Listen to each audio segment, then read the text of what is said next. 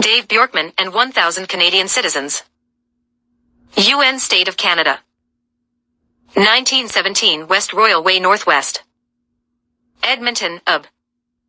T5S1T6. Phone 78071659001. June 7, 2021. Kareem Khan. International Criminal Court Prosecutor. Post Office Box 19519.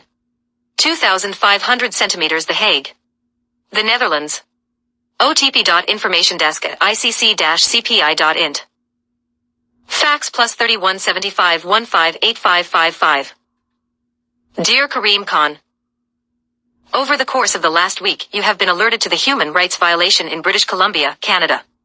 The specifics are the Constitution Act of Canada 1867 and the subsequent 1876 Indian Act.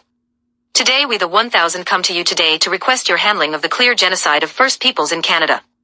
We are requesting that the ICC takes over the human rights prosecution of Canadian politicians who are subject to the UNSC P5 from 1945 to present day. Many are calling on you to take on the Vatican, the United Kingdom, and the Queen/Monarch Elizabeth II. We the Canadian United Nations citizens attached to this letter wish to dispel the incorrect narratives being pushed on the ICC and your office. First, we understand the Vatican is not signatory to the UN.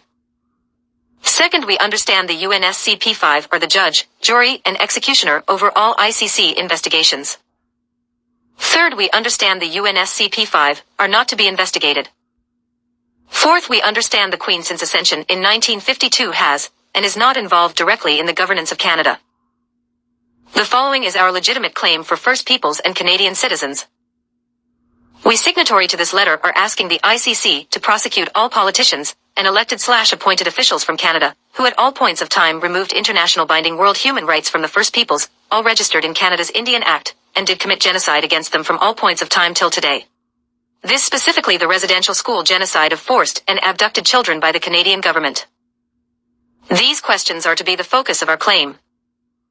Which Canadian division of powers, federal, provincial, and territorial powers, enacted, written, amended, passed, approved, and legislated laws that promoted clear genocide attached to residential schools in Canada? Federal acts/provincial and territorial bills. Who were those in Canada elected/appointed who paid and funded the clear genocide? How many children are there across Canada missing to this day? Which Canadian politicians voted and administered the human rights violations?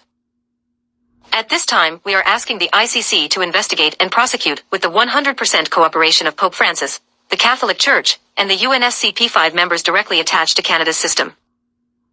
We want to be very clear and open with ICC and the UNSC P5. We are only interested in the guilty politicians directly involved in Canada's governance.